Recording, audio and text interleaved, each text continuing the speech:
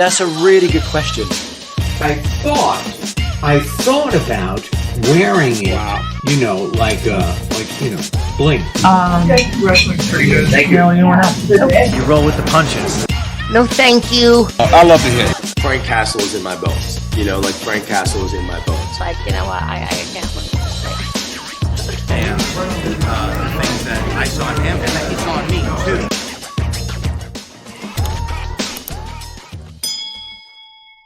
Because the Birds and even Camilla do business the same way, were you surprised to make it to the last episode? To be very honest with you, I wasn't. I wasn't surprised because I didn't, it's gonna sound a little, I wasn't concerned whether I made it to the end or not. I was concerned that I continued to play the role that I had established and that I was continuously giving him that credibility, that complexity, that to the very end, whether it was at the end or not at the end, I was just continuously making sure that I played him to the best of my ability and to the most complex and interesting way that it didn't sort of, I did, yes. I one day at work, I went up to Chris Mundy and was like, hey, should I extend my Airbnb stay or should I end it? Because it's ending soon. If you said you should extend it. And I went, okay, great. And that was really it, That was the only way that I approached finding out or was curious about it. It was literally just because I had to logistically figure out whether I was going to continue to stay in Georgia or not. How many takes was that scene where Omar gets killed? And was it kind of tough to shoot? It seemed like you're using handcuffs, you're running up the hill, but I'm just kind of wondering about behind the scenes how that went. No, we took some time to talk about it. We took a lot of time to talk about it. We took time to discuss, again, to address what you started the interview with, which was what's the most unpredictable way to do this? What is the most unexpected way to do this? And one of the things that I shared with both Chris and Jason Bateman was that in my journey throughout shooting this show, I had been approached by people. I have had, unsolicited messages and so on and so forth that have said, we want him to live. We want him to make it. We're rooting for Omar Navarro to make it. And I thought that was interesting that I thought, I'm going to share that with this writer and this executive producer and this lead of the show that just so that they were aware there's something in the fan base that's saying we want them to. So just I didn't say it to say keep him, don't kill him. I just said it to say this is the pulse of the audience that's watching about this character that I'm getting, and I shared that with them. And so we talked a little bit about what would happen if he did, what would happen if he didn't, how do we play that he may, or there's a feeling that he might, and then it ends up not, and so on and so forth. So, yeah. Did that kind of change course at all for how it was going to go? Because I was really curious about the guy handing him the gun. So we think there's a second there where you think he's going to get away. So I'm wondering if you helped with that. And I'm also wondering, yeah, go ahead. Sorry, go ahead. No, go. And I was just going to also tag on if why you think they would torment Omar like that, play a little gag out of before killing him. Yeah. I think it's exactly what we talked about early on in the interview, Scott, which is that I was asked what I thought, and so we had a conversation about it. We had many conversations, and there weren't like long, lengthy ones that were taking up time and production time and so on and so forth. There were conversations about, well, what happens if it's like this, or what about if it's like this, or what if he doesn't hand him the gun, or what if he takes the gun, or all those kinds of conversations were had. And at the end of the day, it came down to making the decision to go, how ironic. How ironic that this is the way that this man meets his end. Do you think voicing kind of what you thought was the pulse of the fans influenced that moment? Did that make that moment happen at all, or no? I just wanted to share with them. I'm sure they had gotten it. I just wanted to share with them what kind of an impact the show was having on the audience. The impact that it was having was this very same thing you just said, which is it's unexpected. No one is safe.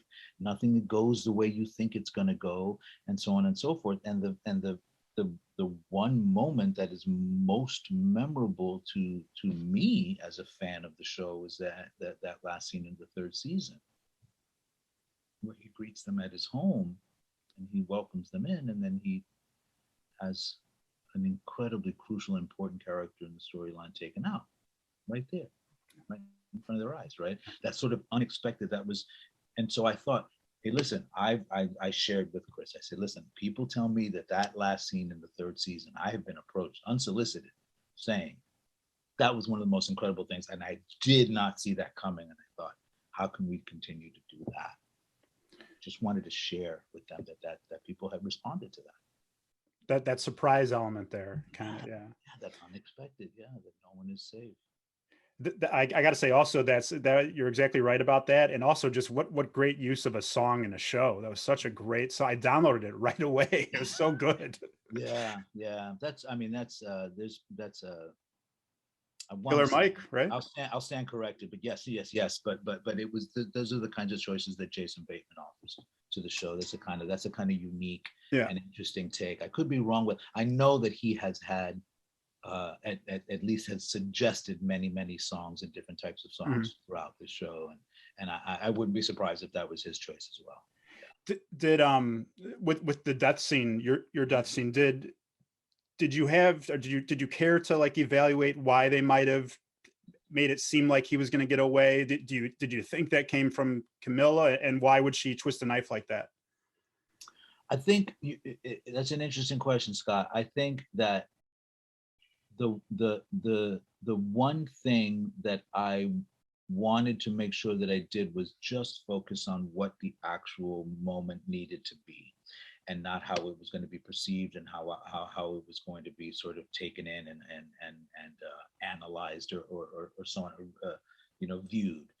It felt to me that the very simple basic action of I'm being taken somewhere and I don't feel safe, but I've just been given an opportunity to go, and I understand it, and so I'm going, but it's not what I think it is. And so there was a moment where I felt like, we did a couple of takes where there's a moment where Omar goes, this is how funny is this? This is amusing how this is happening. And then we didn't, and then we went in other ways where it was very serious and he was confused about what was happening and not. And that kind of thing makes him 100% human, So I didn't personally want to try to do anything that was either judging the scene or the way the scene was going, or putting an opinion on it, rather than just go, what is the most important thing that I need to do?